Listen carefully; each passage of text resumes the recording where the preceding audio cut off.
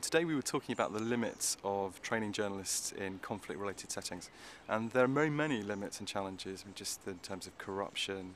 setting up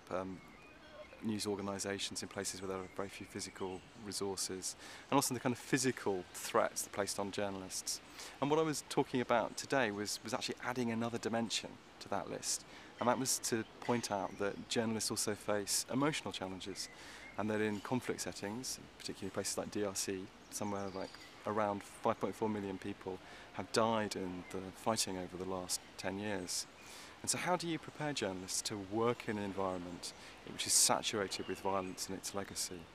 And as journalists, we tend to think that we can train people to go out and collect information, and that information is stuff that you can kind of take back to your news desk and neatly package into a kind of nice, safe report. But the toxicity of the material, which may involve talking to somebody or interviewing somebody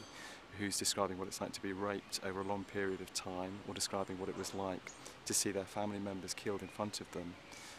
can leak out into the newsroom and into the journalist. And so the thing that we stress is the importance of trying to understand what that means, that if we want to develop impartial reporting and accurate reporting and resilient journalists, then we need to talk about these issues which are connected to the way that the extreme nature of some of the emotional things that journalists have to deal with can affect them.